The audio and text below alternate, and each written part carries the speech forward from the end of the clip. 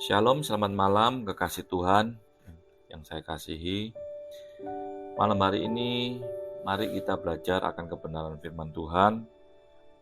Kita lebih dalam lagi mengerti akan kebenaran firman Tuhan. Seperti dalam hashtag saya, ayo sama-sama belajar. Puji Tuhan, sebelum kita mendengarkan renungan, mari kita tundukkan kepala, kita berdoa dulu supaya Tuhan mengurapi setiap daripada kami. Tuhan Yesus yang baik, kami mengucap syukur, terima kasih Tuhan. Kau sungguh baik, Kau sungguh mengasihi kami. Kau begitu luar biasa dalam kehidupan kami. Walaupun seringkali Kau izinkan masalah dalam hidup kami yang harus kami lalui Tuhan, tapi kami memiliki Allah yang luar biasa, Allah yang tidak pernah meninggalkan kami. Kau Immanuel, Allah yang selalu bersama dengan kami. Dan kami yakin dan percaya Tuhan, Kau pasti memberikan kemenangan buat kami. Karena kami adalah anak-anak-Mu, anak-anak petebusan-Mu Tuhan, yang senantiasa Kau berkati Tuhan. Di dalam nama Tuhan Yesus, kami siap mendengarkan firman-Mu. Haleluya. Amin. Malam hari ini saya ingin menyampaikan firman Tuhan tentang identitas diri, saudara. Di mana kita sebagai anak Tuhan seringkali kita masih bergumul di dalam identitas kita, identitas diri kita. Kita masih banyak hal yang membuat kita bingung, bimbang, dan bergumul di dalam identitas diri kita. Di dalam kehidupan ini kita tidak akan luput dari masalah. Namun sebagai anak Tuhan, kita harus bisa melihat hal-hal yang indah, yang baik di setiap persoalan yang kita hadapi.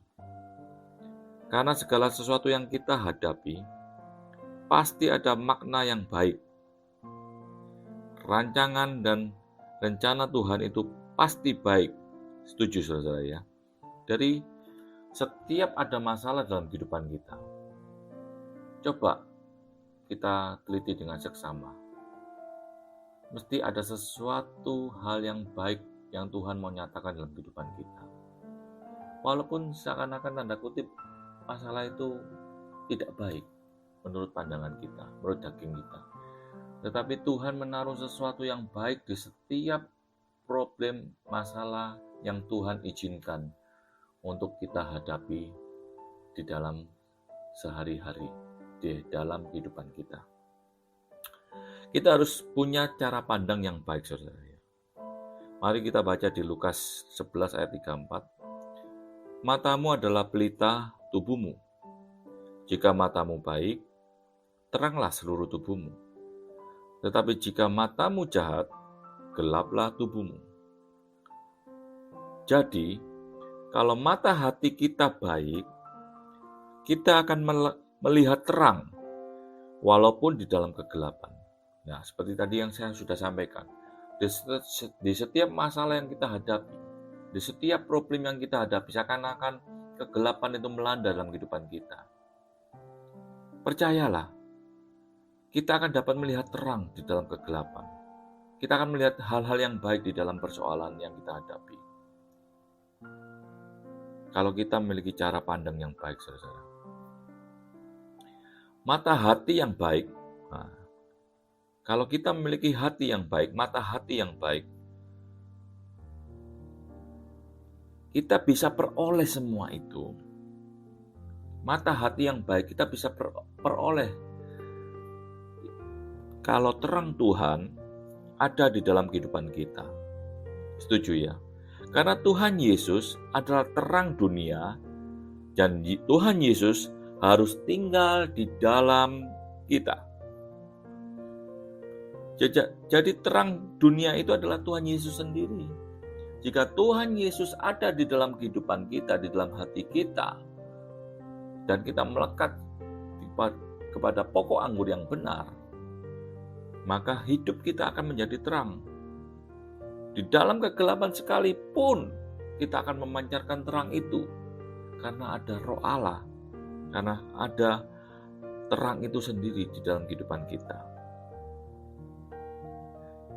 Identitas diri itu dalam kehidupan sehari-hari, kita sering diminta kartu identitas, saudara saya. Seperti KTP, KK, paspor, dan lain-lainnya. Karena tanpa identitas diri, kita tidak akan bisa berbuat banyak. Seperti mau buka rekening bank, mau beli sepeda motor, mau beli rumah, mau beli kendaraan beroda 4, atau mau beli tiket pesawat, mau bertamasya. Kita akan bisa melakukan banyak hal kalau kita tidak punya kartu identitas. Begitu juga dengan kartu identitas dalam kehidupan ini, kita sangat-sangat berdampak buat kehidupan kita, saudara. Dimana kalau kita memiliki identitas yang baik, seperti kita menjadi warga negara Indonesia, kalau kita sudah memiliki identitas sebagai warga negara Indonesia, maka kita berhak menerima hak-hak dari pemerintah Indonesia. Dan juga kita harus wajib melakukan, mentaati apa yang menjadi kewajiban kita sebagai warga negara Indonesia yang baik.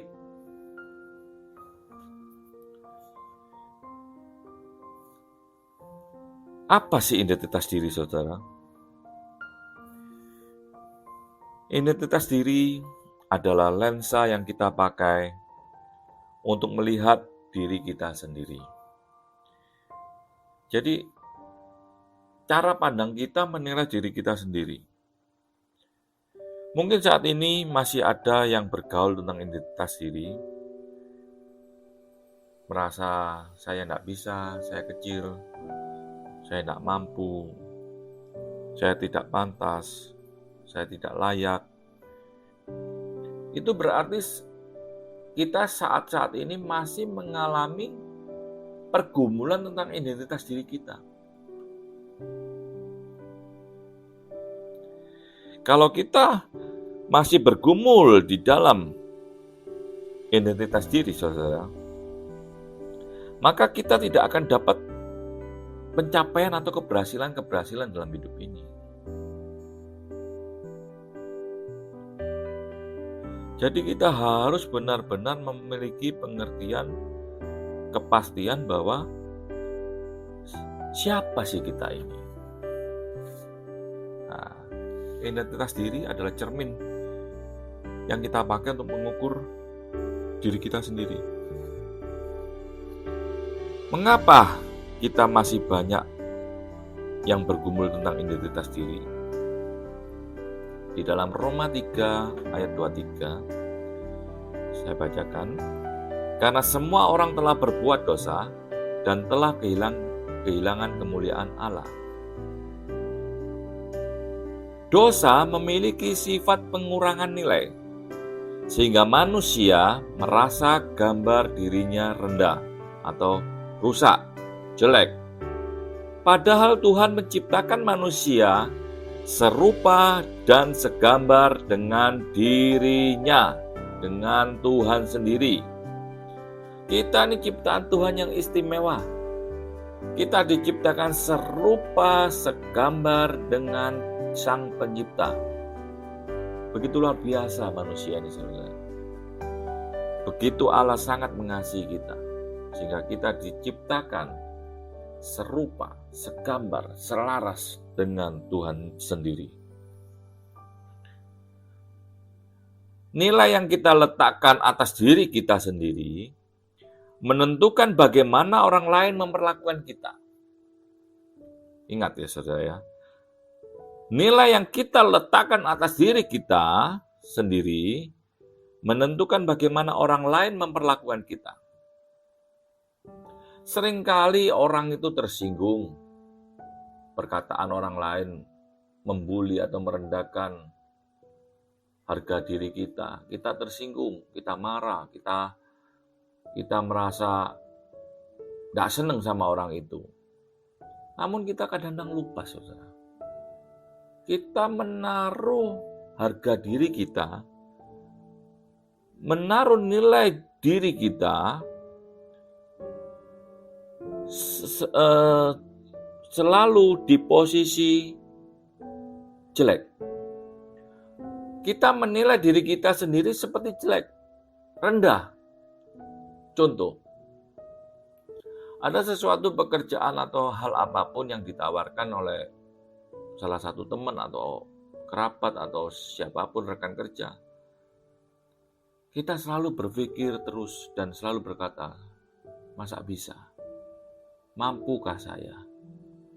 Masa pantas? Saya belum bisa. Otomatis kita sudah memberikan penilaian kepada diri kita sendiri, ya seperti itu. Namun kadang-kadang seringkali saya mendengar kalau orang lain merendahkan dirinya, seseorang temannya itu, orang itu tidak bisa kok, tidak bisa apa-apa. Orang itu tak pantas lah, belum waktu nih, misalkan sedemikian itu. Namun orang itu akan tersinggung. Padahal dia sendiri memberikan nilainya rendah untuk dirinya sendiri. Jadi bagaimana nilai yang kita letakkan atas diri kita sendiri menentukan bagaimana orang lain memperlakukan kita. Gitu saudara. Harus kita mengerti. Jadi kita harus punya identitas diri yang jelas, yang benar, saudara. Jadi, perbuatan dan perkataan kita harus kita jaga karena kita memiliki identitas sebagai anak-anak Allah. Luar biasa, saudara. Di mana kita hidup dalam dosa, kehidupan kita yang dahulu dalam dosa, semestinya kita harusnya dihukum, mendapat penghukuman dari Tuhan.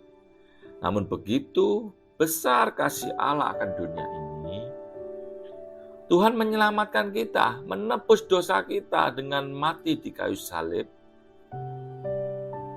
sehingga kita dilayakkan menjadi anak-anak Allah. Setelah kita ditebus, kita pun diangkat menjadi anak-anak Allah. Kalau kita diangkat menjadi anak-anak Allah, kita berarti berhak menerima janji-janji Tuhan. Kita berhak mendapat warisan-warisan dari Tuhan. Setuju saya? Jadi malam hari ini kita harus mengerti bahwa kita ini punya identitas warga negara surga yang Tuhan sudah berikan buat kita. Pada waktu kita di dunia, kita memiliki identitas bahwa kita adalah anak-anak Allah. Kita memiliki identitas warga negara surga. Dan kita akan kembali nanti kelak pulang ke surga. Misal saudara saya, kita orang biasa. Tiba-tiba kita diangkat oleh orang pejabat atau orang kaya atau orang yang berpengaruh, tokoh-tokoh masyarakat, tokoh-tokoh politik di negara kita atau di luar negeri atau gimana. Kita dianggap menjadi anak angkatnya. Otomatis perilaku kita, perkataan kita, perbuatan kita, cara berpikir kita akan berubah semua. Karena apa? Karena kita menjaga nama baik yang memberikan identitas kita. Identitas baru yang diberikan bagi kita. Kita akan menjaga betul-betul nama baik daripada sang pemberi identitas kita.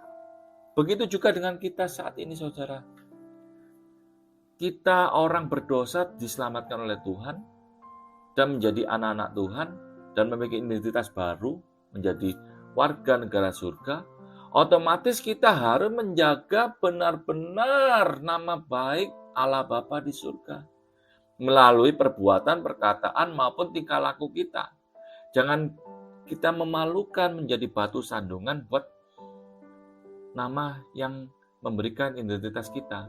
Jangan kita melakukan sesuatu perbuatan yang benar-benar membuat sang pemberi identitas ini kecewa, malu, atau susah, saudara. Malam hari ini, saudara, saya cuma mau ingatkan bahwa kita ini sudah memiliki identitas baru, di mana kita ini sudah menjadi anak-anak Allah, saudara. Tuhan Yesus rela diperlakukan sedemikian rupa, dicambuk, dimahkotai duri, dipaku, disalib, sampai mati. Itu semua karena ingin memberikan identitas baru buat kita, saudara. Saya punya satu cerita, saudara.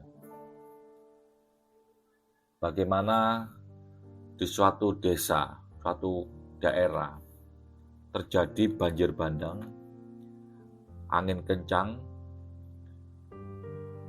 sehingga kepala desanya itu, pemimpin dari desa itu, dia mengeluarkan pengeras suara, dia berkata, "Ayo warga-warga, cepat keluar, selamatkan dirimu, ini ada musibah besar, banjir bandang, angin besar, selamatkan keluar dari rumah, selamatkan dirimu." Ada warga yang nurut keluar dan selamatkan diri, tapi ada juga yang membandel. Dia tetap di sana bermain-main, bersenda gurau, tidak memperhatikan peringatan-peringatan itu.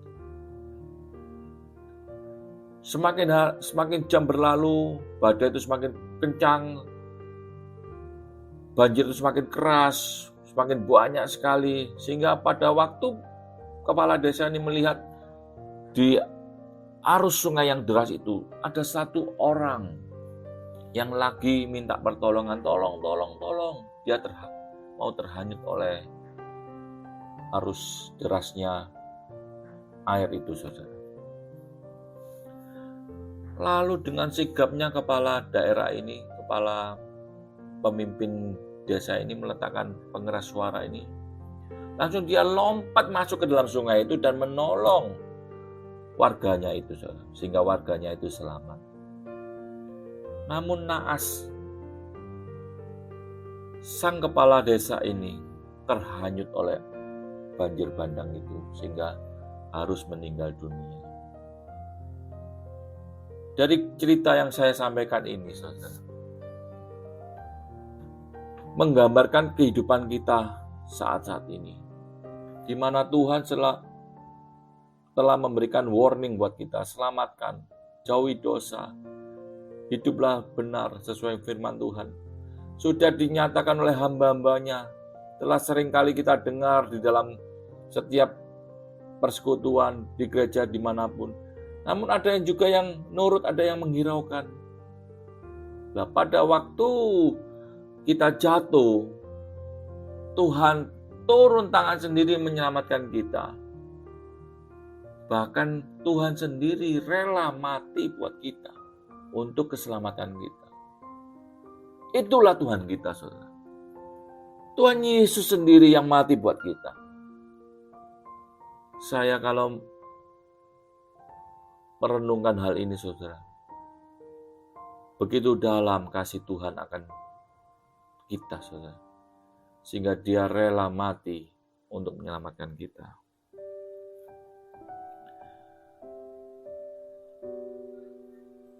Maka dari itu, saudara kekasih, kita harus menilai atau memiliki identitas sesuai dengan cara pandang Tuhan. Demi mengubah identitas kita, Tuhan tidak memandang dosa-dosa kita, kelakuan kita yang lalu. Telah dibuang, dihapus. Dan Tuhan melayakkan kita menjadi anak-anak Tuhan. Kita tidak perlu minder, saudara. Kita semua pasti pernah salah, berbuat dosa. Tapi mulai hari ini, setelah mendengarkan firman Tuhan malam hari ini, ayo ngambil satu keputusan. Tinggalkan semua dosa, tinggalkan semua perbuatan jelek, atau hal-hal yang tidak berkenan di hadapan Tuhan. Tinggalkan semua, bertobatlah. Sehingga pada waktunya kita akan memperoleh mahkota kehidupan. Seringkali orang bertanya kepada saya, apa sih rencana Tuhan dalam hidup saya? Waktu saya ditanya demikian, saudara, saya bingung. Saya bilang gini, kalau rencana Tuhan buat saudara, saya tidak akan bisa jawab karena saya bukan Tuhan. Cuma saya memberikan satu masukan bahwa berdoalah dengan sungguh-sungguh, carilah kehendak Tuhan, tanyalah kepada Tuhan. Kita tidak akan bisa tahu tanpa Tuhan yang memberitahu buat kita. Bagaimana kita bisa tahu rencana Tuhan buat kita kalau kita tidak memiliki identitas yang benar dan sehat? Karena rancangan Tuhan itu adalah rancangan yang besar, yang dahsyat. Kalau kita mau dijadikan sesuatu yang indah di hadapan Tuhan, yang besar di hadapan Tuhan, tapi kita merasa tidak mampu, tidak mau, tidak layak, belum waktunya atau gimana, maka planningnya Tuhan, rencana Tuhan itu tidak akan bisa terlaksana karena kita yang membatasi diri kita sendiri. Kalau kita kepingin tahu apa sih yang Tuhan inginkan dalam kehidupan kita, saya ingin memberikan satu gambaran, saudaranya, di mana kalau kita mau curhat, mau menceritakan isi hati kita, biasanya ke orang yang dekat, sahabat, atau orang yang baru kenal. Pasti saudara menjawab orang yang dekat saudara, yang dekat atau teman yang dekat, sohib, sahabat. Kita bisa curhat, menceritakan isi hati kita yang paling dalam. Begitu juga Tuhan. Dia akan menceritakan isi hatinya kepada orang-orang yang dekat kepada Dia, yang benar-benar intim dengan Dia. Tuhan akan berbicara, memberitahu apa sih rencananya dalam kehidupan kita masing-masing. Jangan minta pertolongan Tuhan, saudara.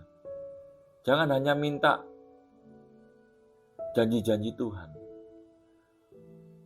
Kita harus bisa tanya Tuhan rute mana, jalan mana yang harus kita lalui dalam kehidupan ini. Karena hidup ini tidak lepas dari masalah. Rute-rute yang harus kita lalui belum tentu sama dengan rute-rute yang Tuhan mau buat kehidupan kita. Jadi kita harus bisa benar-benar dekat sama Tuhan sehingga Tuhan memberikan rute kepada kita, apa yang harus kita lakukan hari demi hari supaya kehidupan kita semakin hari semakin pas sesuai dengan rencana Tuhan. Sehingga pada waktunya kita akan merasa bahwa apa yang tidak pernah kita pikirkan, tidak pernah dilihat, tidak pernah kami rasakan, semua Tuhan sediakan buat kita. Setuju, saudara? Mari saya mengajak saudara, yang tadi saya berkata tinggalkan dosa, jadilah hidup baru, memiliki identitas baru, dan kita harus intim dengan Tuhan supaya rencana Tuhan tergenapi buat kehidupan kita. Kita pernah mendengar kisah Musa mengutus 12 suku pengintai pada waktu itu 10 orang balik berkata yang negatif, namun 2 orang berkata positif, yaitu Yosua dan Kaleb. Demikian juga kita harus memiliki pikiran-pikiran yang positif, di mana Yosua dan Kaleb berkata, negeri yang dijanjikan ini penuh dengan susu dan madu, berlimpah-limpah. Sedangkan 10 orang itu berkata yang lain, kebalikannya, saudara. Maka dari itu, saudara, kalau kita menghadapi sesuatu hal, percayalah, ada nilai-nilai yang positif yang kita bisa dapat untuk membawa kebaikan buat kehidupan kita. Saudara yang kekasih, sebelum saya tutup renungan malam hari ini, saya ingin menceritakan sedikit aja tentang Lukas 15 ayat 11-24, di mana firman Tuhan dikatakan perumpamaan tentang anak yang hilang.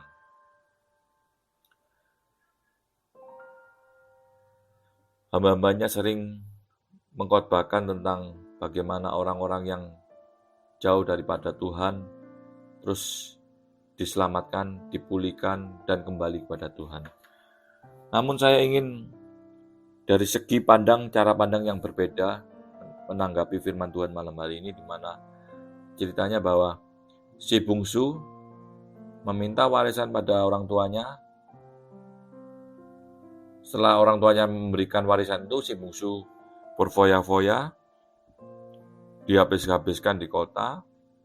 Sampai suatu ketika uangnya sudah habis, dia bekerja di kandang babi, sampai kelaparan, dia makan makanan kotoran babi. Makanan babi itu, saudara. Terus waktu itu si bungsu ini ingat, di rumah ayahnya banyak makanan yang tersedia bagi hamba-hambanya, bagi pegawai-pegawainya kalau dalam kehidupan sehari-hari saat ini. Singkat cerita, si bungsu akhirnya berbalik, dia pulang ke orang tuanya, dia punya pemikiran bahwa aku tidak layak menjadi anakmu, Bapak. Punya pemikiran bahwa pasti orang tua tidak mau menerima saya sebagai anak lagi, tidak apa-apa. Yang penting saya bisa makan dengan layak, jadikan saya hamba-hambamu, budak-budakmu. Si bungsu punya pemikiran seperti itu. Pada waktu pulang, bertemu dengan orang tuanya, langsung orang tuanya memeluk si bungsu dengan penuh kasih, dengan penuh cinta, lalu memerintahkan kepada pegawainya untuk memberikan pakaian yang indah, memberikan sepatu. Pada waktu itu budak-budak itu tidak pakai alas kaki, saudara ya. Terus sembelih kambing domba, kita buat pesta untuk kedatangan si bungsu kembali kepada saya, dan dikasih cincin permata yang indah. Kalau saya nangkap cerita ini, saudara, dalam segi posisi lensa saya, bahwa si bungsu merusak identitas dirinya sendiri. Dia anaknya daripada bapaknya, tapi dia merasa tidak layak karena dosa-dosa yang dia lakukan. Sampai dia berkata, saya tidak layak menjadi anak bapak. Biarkan saya menjadi hamba-hamba budak-budaknya saja. Namun si ayah memberikan identitas yang baru buat si bungsu pada waktu datang. Pada waktu datang, si bungsu dipeluk dan dikasih cincin, jubah yang indah, pakaian yang indah, diberikan pesta, diperlakukan sedemikian rupa untuk memberikan identitas baru lagi, bahwa si bungsu ini tetap anakku, anak yang kukasihi, anak yang begitu saya perhatikan, begitu saya mencintainya. Demikian kita kepada Tuhan. Kita seringkali seperti si bungsu. Kita melakukan banyak hal dosa dalam kehidupan ini. Kita seakan-akan tidak layak di hadapan Tuhan. Kita seakan-akan tidak pantas memanggil Tuhan itu Bapa. Namun malam hari ini saya mengingatkan saudara, walaupun dosamu semerah gimisi, dosamu sebanyak apapun, asal engkau sungguh-sungguh bertobat dan mau hidup baru, meninggalkan segala dosa-dosamu, maka Tuhan Yesus pasti mengampuni dosa-dosa kita. pasti memberikan pemulihan buat kita. Seberat apapun dosa saudara, asal saudara sungguh-sungguh mau bertobat dan mengakui dosa-dosa saudara, semerah gempisi akan dijadikan putih seperti salju. Percaya saudara-saudara, malam hari ini bukan satu kebetulan saudara mendengarkan firman Tuhan yang saya sampaikan. Ini pesan daripada Tuhan. Ayo, Tuhan Maha Tahu. Tuhan tahu engkau telah berbuat banyak dosa. Tapi ada satu pesan yang Tuhan berikan buat saudara, bahwa Tuhan sangat mengasihi saudara. Bertobatlah, datanglah kepada Tuhan, karena Tuhan mau memberikan identitas yang baru. Di saat kita memiliki identitas yang baru, maka berkat-berkat, janji-janji Tuhan, kemenangan-kemenangan, pasti Tuhan berikan berlimpah-limpah buat kehidupan kita. Percaya saudara, kita semua tidak ada yang suci, kita semua tidak ada yang benar. Namun Tuhan sudah membenarkan kita, sehingga sampai saat ini kita layak, dilayakkan oleh Tuhan. Terima kasih. Itu saja renungan yang bisa saya sampaikan, supaya menjadi berkat buat kita semua, supaya kita benar-benar sadar kita memiliki identitas yang baru, kita memiliki identitas yang daripada surga, yang harus kita jaga, kita rawat sampai akhir hidup kita. Mari saudara, bagi yang mendengarkan renungan malam hari ini, bukan satu kebetulan, hamba-Mu ini akan mendoakan saudara yang mau bertobat, yang sungguh-sungguh kepada Tuhan. Mari angkat tangan kita bersama-sama, kita satukan hati, kita tundukkan kepala. Tuhan Yesus yang baik, kami mengucap syukur Tuhan, Engkau berkata-kata melalui firman-Mu malam hari ini, di mana seringkali kami bergumul dalam identitas diri kami. Kami tahu Tuhan, kami banyak salah dosa yang kami lakukan. Kami percaya Tuhan, Kau begitu mengasihi kami. Kau begitu menyayangi kami. Ampuni segala dosa dan kesalahan kami Tuhan. Kami ingin berbalik kembali kepadamu Tuhan. Lebih sungguh-sungguh lagi kepadamu. Kami mengangkat tangan menyatakan kami berserah kepadamu. Mulai hari ini kami berserah kepadamu Tuhan. Biarkan Engkau yang memimpin kehidupan kami, sehingga pada waktunya Tuhan, kami dapat melihat karya-karya-Mu yang ajaib terjadi bagi kehidupan kami. Kami berjanji Tuhan, kami akan lepaskan semua dosa-dosa itu Tuhan, dan kembali kepada jalan-Mu. Mari Roh Kudus mampukan, kuatkan hati kami, supaya kami juga dapat melakukan sesuai dengan rencana Tuhan. Terima kasih Bapa, terima kasih. Kami yakin dan percaya Tuhan, Engkau mendengarkan doa kami. Di dalam nama Tuhan Yesus, kami yakin dan percaya Tuhan, pertobatan yang kami lakukan menyenangkan hati-Mu. Di dalam nama Tuhan Yesus, kami telah berdoa dan mengucap syukur. Haleluya, haleluya. Amin. Terima kasih saudara-saudaraku yang kekasih. Tuhan Yesus memberkati.